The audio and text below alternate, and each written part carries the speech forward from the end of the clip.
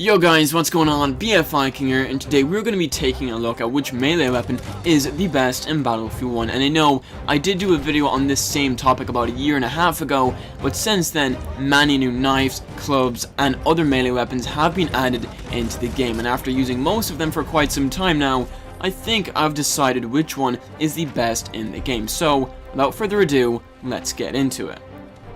So first off, why is having a good melee weapon important? Well, the main reason is for when using either your primary or your secondary weapon is not a viable option. For example here, when an enemy is right in front of you and both of your weapons need to be reloaded, but you simply just don't have any time to do so. So having a quick swinging, hard hitting, and a quick takedown melee weapon becomes very important in a situation like this. So there's two main weapons which I really want to talk about here, and which I think are both good in their different ways. So first off, we have the clubs, which include the Spike Club, the Trench Mace, the Bartek Bludgeon, and so on. These are hard hitting, slow swinging, but have a very fast takedown animation and are best used when taking an enemy down from behind.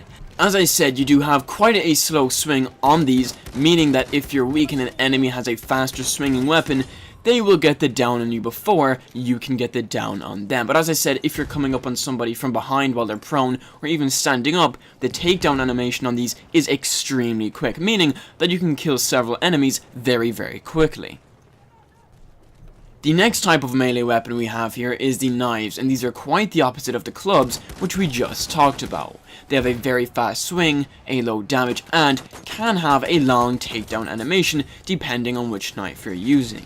And these are the best for when the enemy you're fighting has a low HP, as you can take them down very, very quickly with that high swing speed, and if you miss one swing, you can do another very fast. So you can really begin to see why having a good and balanced melee weapon comes into practice. And as I said, since this time last year, DICE has added in over 15 new melee weapons, with most of them having their own little differences between stats.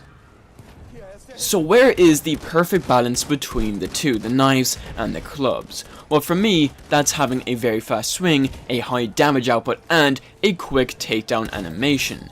And after using and playing with most of the melee weapons in the game, there's only one which really ticks all of these boxes. Although none of this is on paper, if you go into Battlefield 1's weapon stats, it's not going to show a difference between the melee weapons of the same group, but in gameplay, there actually is slight differences between each of the melee weapons.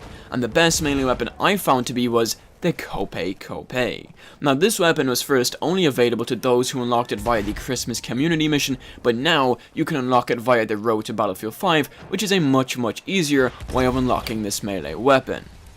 So I've been using the Cope since December, and it ticks all of those boxes which I've just mentioned, and I rarely lose any melee fights when using this melee weapon. Mainly while playing the Scout class, when somebody gets way too close for comfort, the Cope does a lot of damage and can be swung very quickly. And again, if you're sneaking up behind enemy lines and some pesky snipers laying down at the back of the map, it has a very speedy takedown animation, allowing you to take down many targets quite quickly.